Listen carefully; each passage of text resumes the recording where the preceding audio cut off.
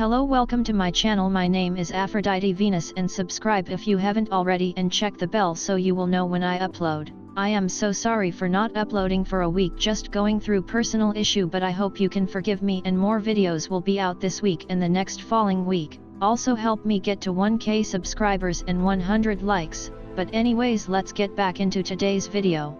Get away from city lights, look up, and you'll see one of the wonders of the night sky, the bright cloudy bands of stars that make up the Milky Way galaxy. Our galactic home is vast and beautiful, but many mysteries about it remain. For instance, despite decades of attempts, astronomers have yet to determine exactly how much our galaxy weighs, with estimates ranging from anywhere between 700 billion and 2 trillion times the mass of our Sun. Weighing a galaxy, especially while you're living in it, is no easy task.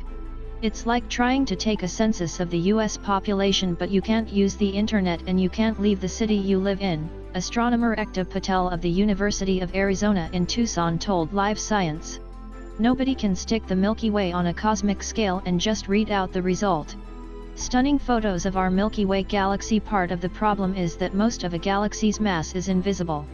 Dark matter, an enigmatic substance that gives off no light of any kind, makes up around 85% of our Milky Way, Patel said.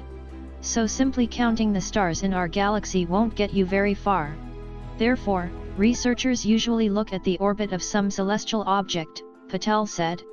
The method is based on the equations of gravity derived by Isaac Newton more than 300 years ago, which tell you that the speed and distance at which a smaller body rotates around a larger one is related to the mass of the larger object. One method, used in a 2017 study published in the Astrophysical Journal, is to look at small satellite galaxies hundreds of thousands of light-years away that go around the Milky Way just as planets orbit a star.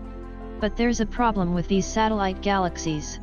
Their orbits are billions of years long, Patel said, meaning that after a few short years, they will have barely budged and researchers can't easily determine their orbital speed. In a study published in June in the Astrophysical Journal, Patel and her colleagues tried a new method to weigh the galaxy. They looked at supercomputer simulations of virtual universes, which can reproduce many aspects of our cosmos, and tried to find examples of small galaxies that orbit larger ones. Approximately 90,000 of these simulated satellite galaxies were then compared with data about 9 real galaxies orbiting the Milky Way. The team picked the ones whose orbital properties most closely matched the real satellite galaxies and looked at the mass of the simulated galaxy they went around.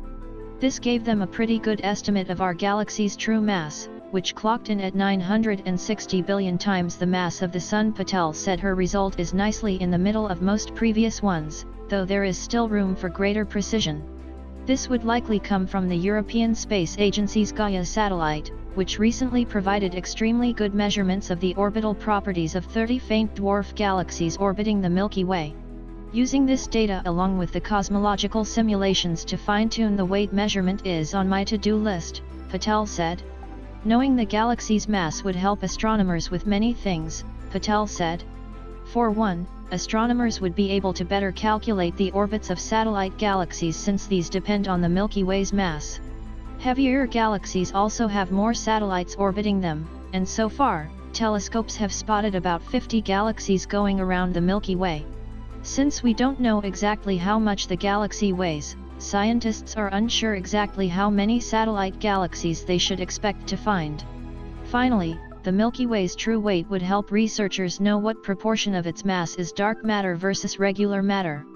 Patel is hopeful that future studies and better data will eventually pin down this elusive unknown.